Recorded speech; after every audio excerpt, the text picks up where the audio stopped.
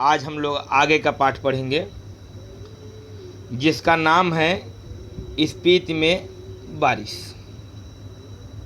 थोड़ा सा अजीबोगरीब आपके सभी पाठों का नाम है, परंतु फिर भी कहीं ना कहीं कुछ सार है और इन सभी चीज़ों को आप लोग समझने का प्रयास करेंगे। यह एक यात्रा है, यात्रा का वृत्तांत है। यात्रा का वृत्तांत यहाँ पर वर्णन किया गया है बच्चों। तो इसके जो लेखक हैं, सबसे पहले हम उनके विषय में जानेंगे। इसके लेखक हैं कृष्णनाथ। ये मैंने यहाँ पर लिखा भी है, कृष्णनाथ इसके लेखक हैं। तो कृष्णनाथ का जन्म सन 1934 में वाराणसी उत्तर प्रदेश में हुआ था। इनकी प्रमुख रचनाएं लद्दाख में राग विराग, किन्नर धर्मलोक, स्पीति में बारिश जो आप पाठ पढ़ रहे हैं, पृथ्वी परिक्रमा, हिमालय यात्रा, अरुणाचल यात्रा, बौद्ध निबंधावली, हिंदी और अंग्रेजी की कई पुस्तकों का संपादन इन्होंने किया है। इनको लोहिया सम्मान एक होता है, डॉक्टर लोहिया के द्वारा इनको सम्मानित किया गया था। इनकी मृत्यु सन 2016 में हुई थी। इनके जीवन यात्रा से हमें यह जानने को मिलता है कि इन्होंने जितने भी लेखन की कौशल दिखाया है अथवा जो लेखन का कार्य किया है, इन सभी कार्यों में यात्रा वृत्तांत को इन्होंने विशेष वर्णन करने का प्रयास किया है। कृष्णनाथ के व्यक्तित्व की कई पहलू हैं। काशी हिंदू विश्वविद्यालय से अर्थशास्त्र से इन्होंने एमए किया था। एमए के बाद उनका झुकाव समाजवादी पार्टी, समाजवादी आंदोलन और बौद्ध दर्शन की ओर हो गया। बौद्ध दर्शन में उनकी गहरी पैठ है। वे अर्थशास्त्र के विद्वान हैं और काशी विद्यापीठ से इसी विषय पर प्रोफेसर भी रहे। ये ऐसे अलौकिक विद्वान थे जिन्होंने अपनी पत्रिका में कई प्रकार की कल्पना संपादन किया है इन्होंने। तो कृष्णनाथ की यात्रा में वृत्तांत स्थान विशेष से जुड़े होकर भी भाषा, इतिहास और पुराण का संसार समेटे हुए। पाठक उनके साथ खुद यात्रा करने लगते हैं, ऐसा ये वह कहानी का वर्णन करते हैं। वे लोग जो इन स्थानों की यात्रा कर चुके होते हैं, वे भी अगर कृष्णनाथ की यात्रा वृत्तांत को पढ़ेंगे तो कुछ नया ही लगेगा। उन्हें महसूस होगा कि उनकी पुरानी यात्रा अधूरी थी और कृष्णनाथ यात्रा के द्वारा जो यात्रा बताई जा रही है, यह पढ़कर उनकी यात्रा पूरी हो गई है, मतलब ऐसा प्रतीत होगा। स्पीति में बारिश, यह जो पाठ है, इस पाठ में एक यात्रा वृत्तांत है। स्पीति हिमालय के मध्य में स्थित है। मैं आपको समझा रहा हूँ, इस पाठ के विषय में थोड़ा सा सारांश है, वो समझिए। तो हिमाचल के मध्य में स्थित है और यह स्थान अपनी भौगोलिक और प्राकृतिक विशेषताओं के कारण अन्य पर्वतीय स्थलों से भिन्न है। इनमें बहुत प्राकृतिक सौंदर्य की एक अलौकिक छटा है।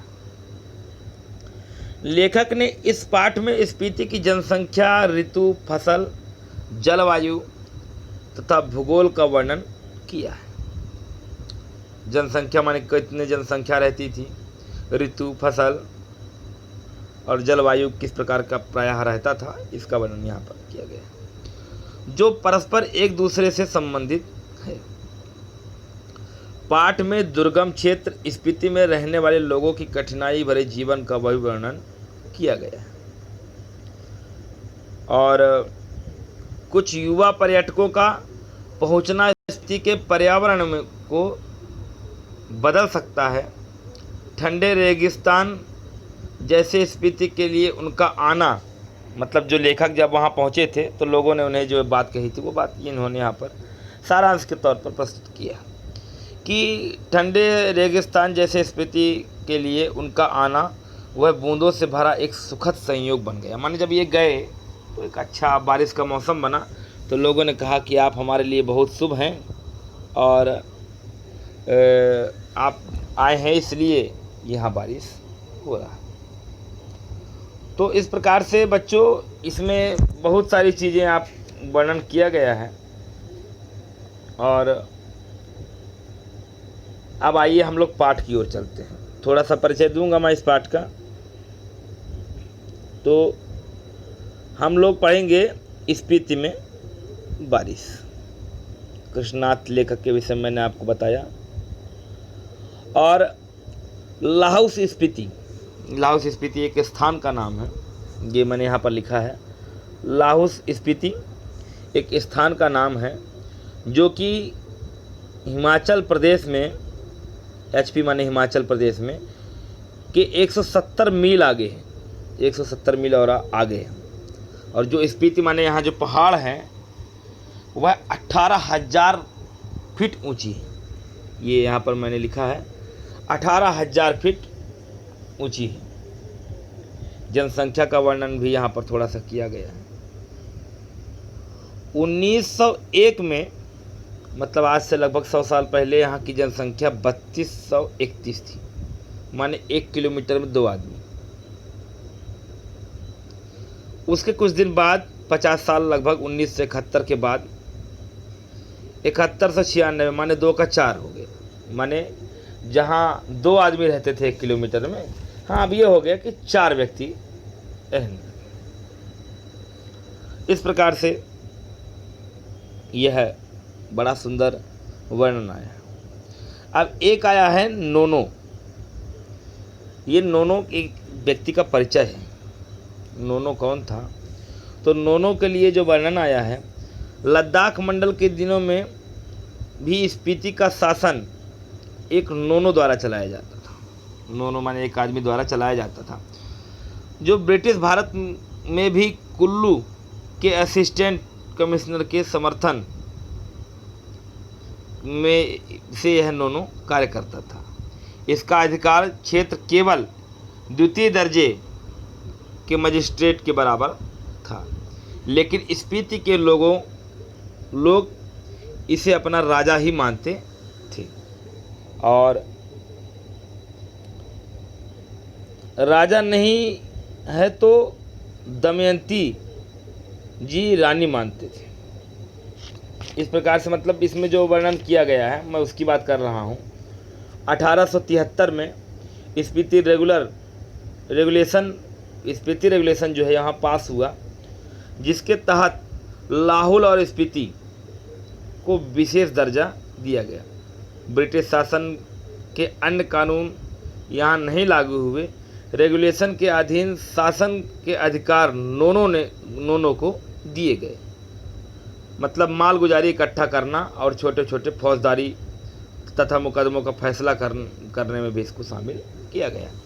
माने ये जो है ब्रिटिश शासन के अंदर में रह करके यह सारे कार्य को किया करते थे।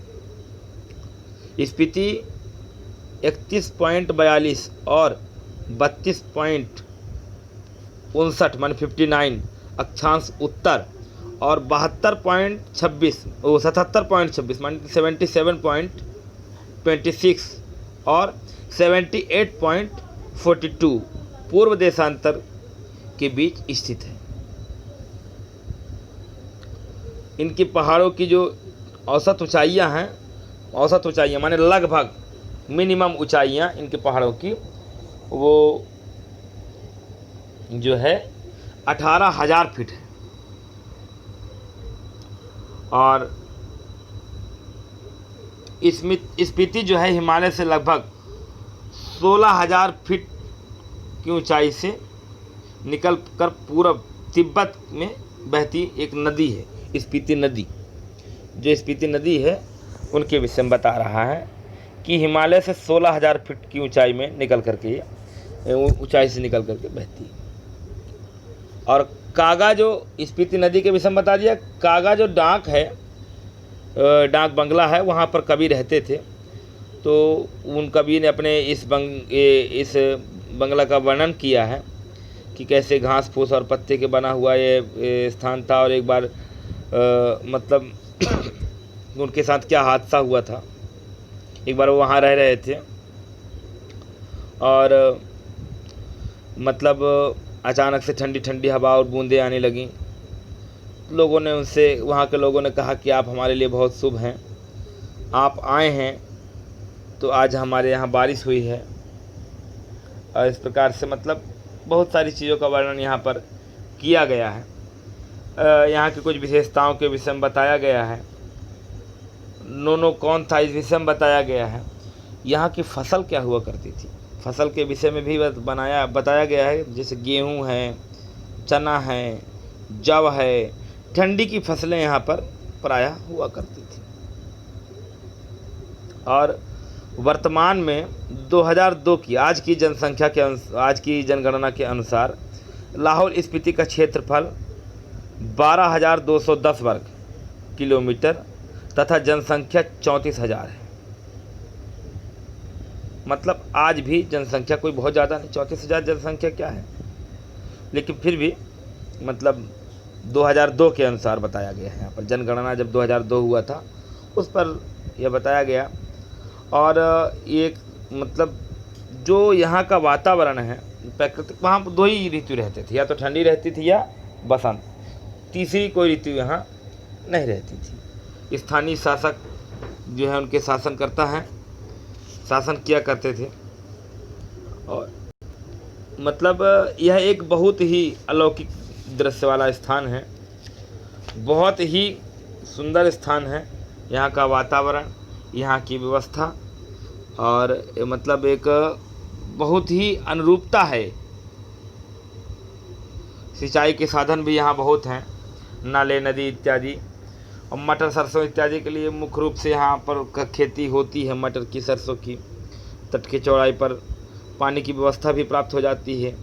स्पीति नदी है, स्पीति नदी का प्रायः उपयोग ये लोग नहीं कर पाते हैं क्योंकि यहाँ से दूर है। लेकिन जहाँ तक पहुँच पाते हैं और जहाँ तक कर पाते हैं तो वहाँ तक लोग सिंचाई वगैरह के लिए करते हैं। वर्षा की कमी है यहाँ पर। और लेकिन ये है कि वायुमंडल के दबाव में काफ़ी कमी और ठंड की अधिकता, वो वर्षा की कमी, ये यहाँ की एक